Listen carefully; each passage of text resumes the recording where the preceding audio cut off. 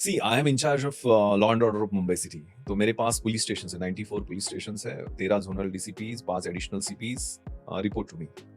और मेरे पास intelligence wing भी है, स्पेशल ब्रांच जिसको बोलते हैं। मेरे पास प्रोटेक्शन एंड सिक्योरिटी विंग भी है जो मुझे रिपोर्ट करती है। उसके एडिशनल सीपी रहते हैं, एसबी के एडिशनल सीपी रहते हैं। और उसके साथ साथ मेरे पास ऑपरेशंस भी हैं, कंट्रोल रूम एंड ऑपरेशंस। तो बेसिकली मेरी जो प्रायोरिटी मुंबई में है वो as joint CP law and order, उसमें स्ट्रीट पुलिसिंग अच्छा करना, महिलाएं, बच्चे, सीनियर सिटीजन की सिक्योरिटी देखना। Cyber wing is with crime branch, लेकिन पुलिस स्टेशन में भी साइबर सेल्स है, उसको एक्टिवेट करना। 10 लाख के नीचे जो साइबर फ्रॉड्स होते हैं उनको जस्टिस ठीक से मिले, उसके लिए काम करना। उसके साथ साथ हमारी 80 सीज मैंने एंटी टेररिस्ट सेल्स है पुलिस स्टेशन में, उनको 48 अलग अलग जॉब्स दिए गए हैं, उनका सुपरविजन अच्छे से करना, जो जिसकी वजह से मुंबई सिटी सिक्योर हो। Women security, yes, that is one of the most important priority for us. तो उसके लिए हमने निर्भया स्क्वाड्स बनाए हैं। ये squads she team security for her करके एक कॉन्सेप्ट हैदराबाद पुलिस ने लाया था, उसके बेसिस पे हमने यहाँ निर्भया टीम्स बनाएंगे। उसमें क्या है, देखो, अगर स्कूल गोइंग या कॉलेज गोइंग लड़की है, उनको अगर कोई तकलीफ देता है तो वो पुलिस स्टेशन को आके रिपोर्ट करने के चांसेस बहुत कम है। या working woman if she is going and somebody is troubling, तो सुमोटो प्रोएक्टिवली हम लेडी, हमारी मुंबई पुलिस में या महाराष्ट्र पुलिस में 30% विमेन पुलिस पर्सनल है। आपको पता होगा कि 30% रिजर्वेशन है महिलाओं के लिए। तो अभी हर एक पुलिस स्टेशन में आप देखोगे 20 to 30% महिलाएं, महिला पुलिस है, उसमें young fit girls are there. So उनको ही हम जीन्स और टी शर्ट में डिकॉयज करके भेजते हैं, और वो प्रोएक्टिवली जितने भी predators roaming on the road, you teasers, molesters, उनको हम प्रोएक्टिवली पकड़ते हैं। और फिर अवेयरनेस, एजुकेशन एंड एनफोर्समेंट, ये तीनों एंगल पे हम काम करते हैं। उसकी वजह से एक अच्छा माहौल, क्योंकि ये lady officers, generally lady sub inspectors, they are leading this Nirbhaya teams, mobile 5 जो होता है, और बहुत अच्छा बदलाव लाया। आपने देखी होगी, रोहित शेट्टी ने हमारे लिए अवेयरनेस की एक फिल्म भी बनाई थी उसमें। और डेली 110 112 की केसेस, मेरे जो रास्ते पे बदमाशी करते रहते हैं उनके अच्छे केसेस हमारी टीम्स करती रहती है। तो एक तो सेफ माहौल, वैसे भी मुंबई में यूटीजिंग नॉट मेजर इशू, लेकिन फिर भी हम स्लम्स में और सर्टन एरिया जो अफेक्टेड है वहाँ ज़्यादा नजर रखते हैं। Third most important priority is controlling drugs. That is a serious problem in Mumbai city. Of course, anti-narcotic cell has taken severe, very elaborate measures to control this menace. लेकिन जो but ये आप क्यों कह रहे हो?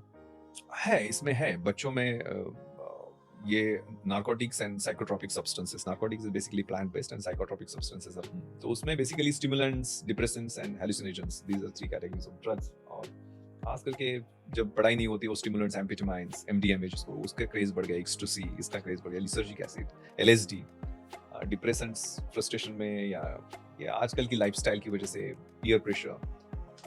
रिसेंटली मैंने 150 chain snatchers को आदान प्रदान में बुलाया था, कैसे क्या करते हैं, क्या चेन स्नैचिंग जो घटनाएं करती है ना, जितने भी रिकॉर्ड के क्रिमिनल हैं, तो उसमें से 90% आई फाउंड ड्रग एडिक्ट्स।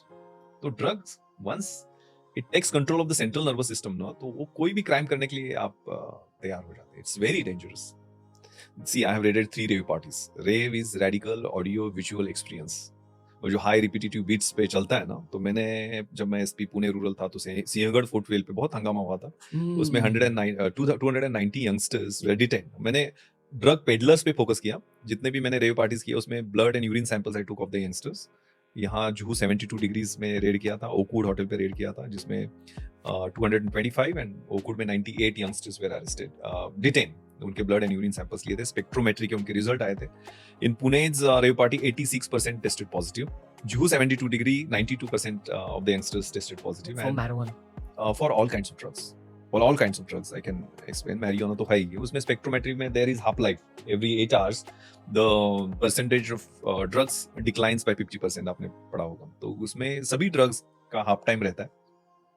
वो हंगामा हुआ था, मेरे को बहुत क्वेश्चंस पूछे गए, leading newspapers asked me many questions, लेकिन वो केसेस इतने कॉन्क्रीट, और ये ड्रग पेडलर्स एक्शन अच्छा हुआ कि उसका डेटरेंट इफेक्ट भी बहुत अच्छा हो गया, पार्टी कल्चर पे उसका थोड़ा सा पॉजिटिव असर हुआ था। लेकिन ये रेव कल्चर है ना, it's a spreading on a major scale. अभी डिस्कोज और पब्स में जाओगे तो side trance is a normal music.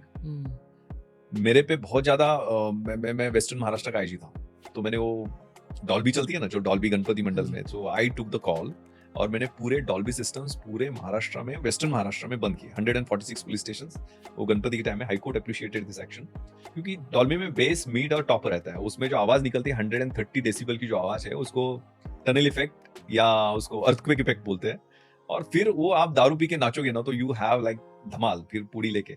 तो मैंने उसमें बहुत मेजर एक्शंस लिए थे डॉल्बी सिस्टम पे। लेकिन ये रेडिकल ऑडियो विजुअल एक्सपीरियंस जो है ना, वो आप मैं वो when I raided Pune rave party, I was 33 34 year young था, थोड़ी मूछें थी इसलिए मेरे को वो चेहरा छुपाना पड़ा। लेकिन I danced in that party for almost half an hour, क्योंकि मेरी टीम को सब आइडेंटिफाई करने थे, क्योंकि वो फ्लोरोसेंट कलर्स लेके वो ड्रग पेडलर फोकस करते हैं, फिर उसको पकड़ना है, उससे ड्रग्स लेनी है। तो हमने 6 पेडलर्स पहले आइडेंटिफाई किए। उसका कम्युनिकेशन तब वो वेबसाइट कॉल्ड izratrans.com उस पे था। तो द कॉन्वर्सेशंस वी विल, उनका भगवान है वो। अरे आपने तानाजी मूवी देखा होगा ना, Tanaji Malusare the bravest man warrior, उन्होंने वहां लड़ाई की और वो कोंडाना जिसको सिंहड़, उसके बेस पे चला था। लेकिन इनके जो भूतेश्वरा की कैसेट्स, यानी डेमन को प्रे करना, डोंट डिस्टर्ब अस, हमें अपनी दुनिया में रहने दो, इस टाइप के बहुत स्लोगन्स थे वो सब। We will celebrate LSD, US army colours, वो कॉन्वर्सेशन मेरे पास अभी भी है। लेकिन वो दुनिया आर्मी कलर्स क्या, उसको कोड नेम्स, ऑल कोड ओह। नेम्स, उसको आप कैसे डिस्टिंग्विश करते हो, मैंने बाद में पूरा, I interacted with these youngsters. अरे मैं मुंबई में रेड किया था, मेरे एक दोस्त की लड़की भी उसमें थी। केस वेस तो मैंने बना दिया था कंजम्पशन का, लेकिन कंजम्पशन का case once in a lifetime 64A ऑफ एनडीपीएस एक्ट आपको इम्यूनिटी देता है, एक बार आप उसमें डिस्चार्ज हो जाते हो, कोई चार्ज नहीं, because we treated these youngsters as victims of this menace. उनको हमने आरोपी करके डील नहीं किया। जिन्होंने रिहैब में जाके वो पूरा कोर्स कंप्लीट किया, मेडिकल सर्टिफिकेट ले गए, उनको we drop the charges. Once in a lifetime that immunity is there. So when she came, I interacted with her, बेटा तुम ऐसा क्यों करते हो? So it's part of my life. I can't live without this.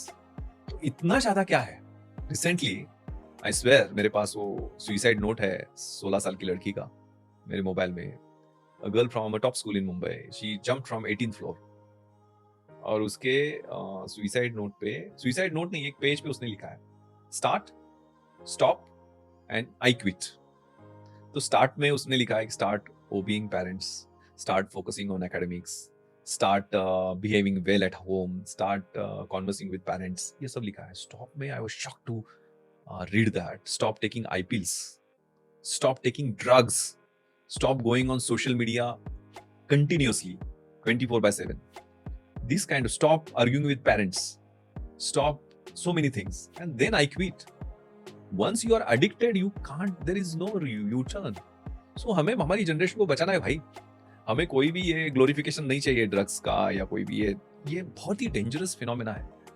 इसमें एक बार अटक गया तो there is no U turn. Addiction is horrific. मेरे पास एंटी नार्कोटिक्स जेल का चार्ज था 1.5 साल, इसलिए मैंने पढ़ा है। और अभी आयोडेक्स या बूट पॉलिश या व्हाइटनर, ये चीजें तो आई भी नहीं है, वो कहीं भी मिल जाती है।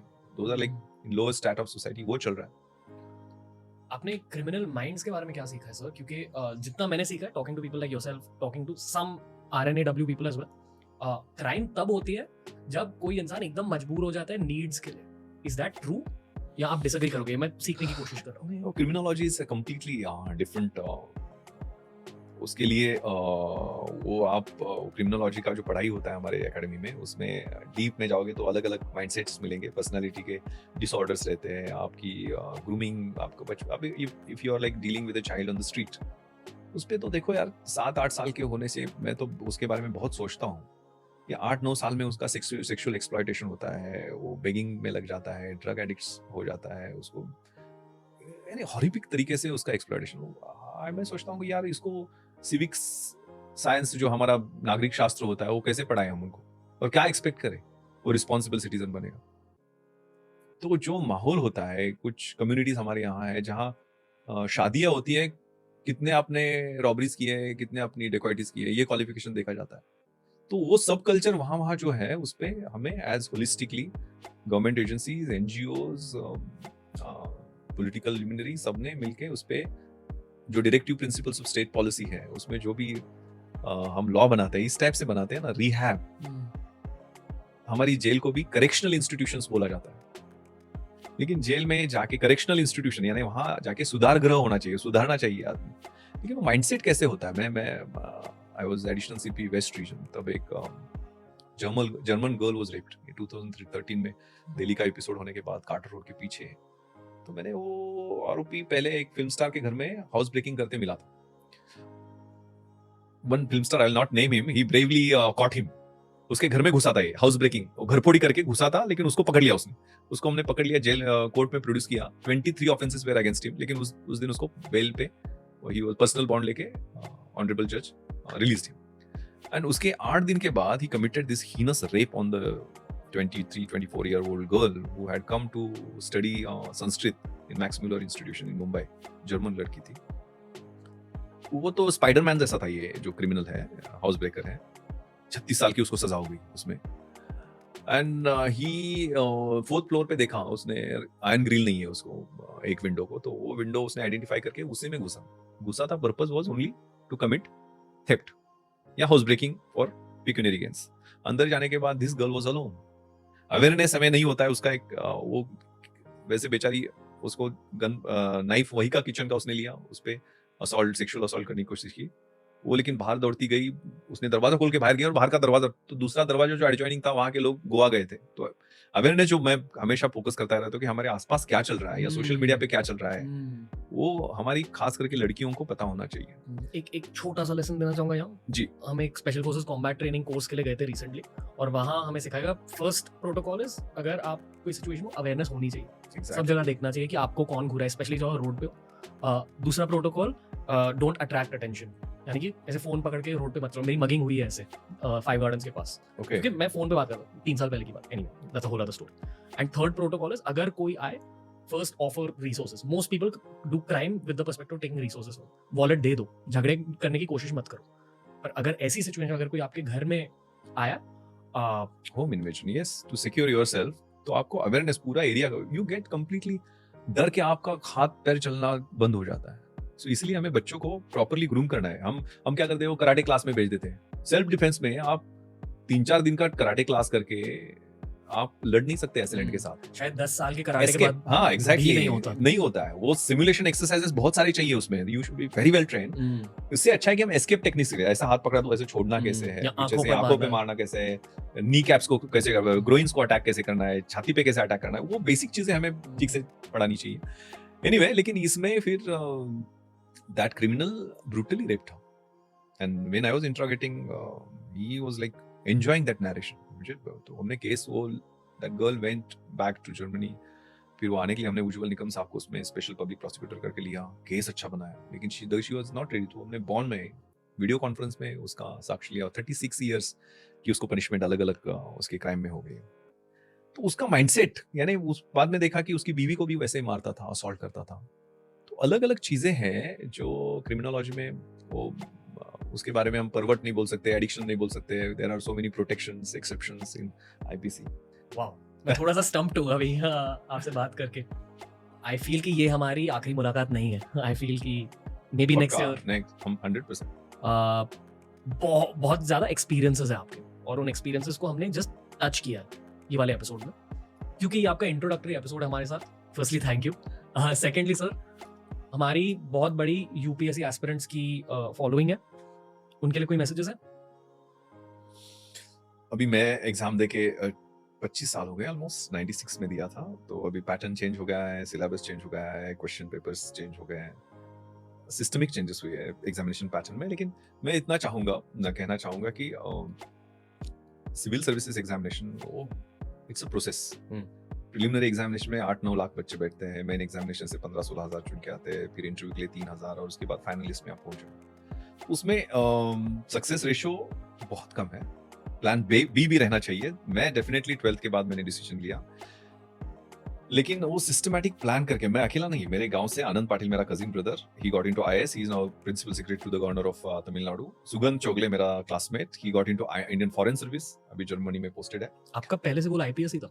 आईएएस गोल था, लेकिन अभी यूनिफॉर्म में ज्यादा फिट लग रहा हूँ, ये ज्यादा कूल तो 2 बार फिर से कोशिश की थी आईएएस बनने के लिए, लेकिन दोनों बार आईपीएस ही बन गया। ये होती है किस्मत, डेस्टिनी का भी रोल है। You were meant to do the things you did।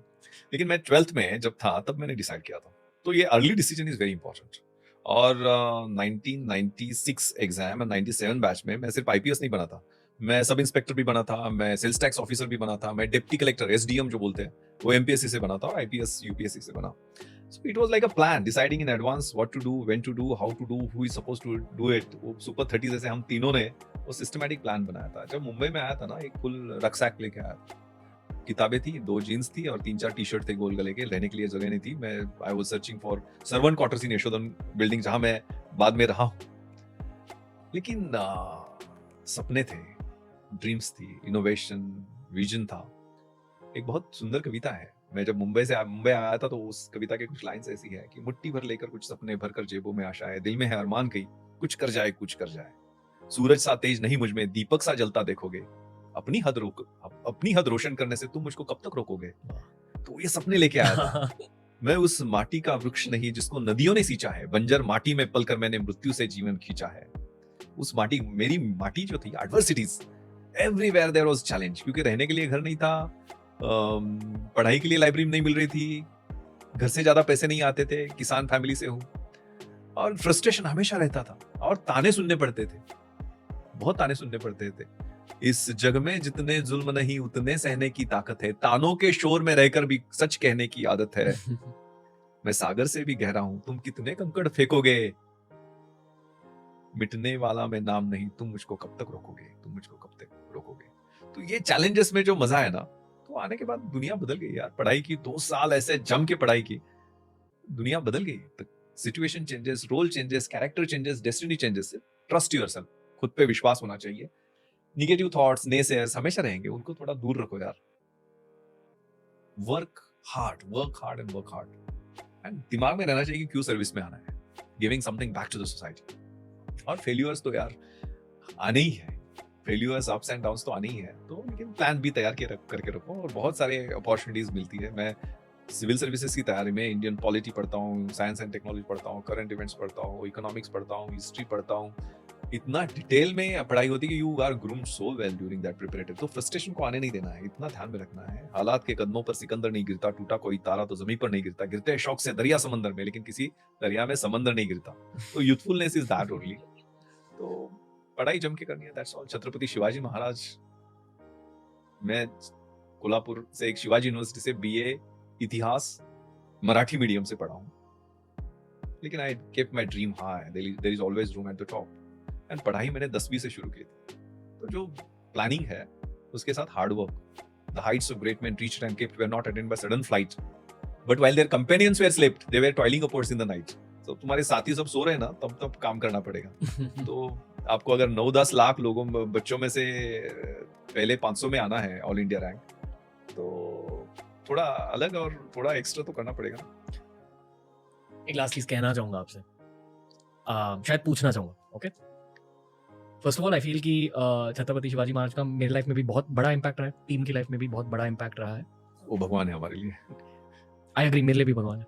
बेड़ा तो मराठे वीर दौड़ले साथ, प्रतापराव गुर्जर, उन्होंने एक आंख का कटाक्ष डाला कि वो बहलोल खान को क्यों छोड़ा, और फिर 7 वॉरियर घुस जाते हैं 10,000 की फौज में और खुद को आहुति दे देते हैं। That is like a man with courage. Army है वो, उसके बारे में अलग से बात करेंगे।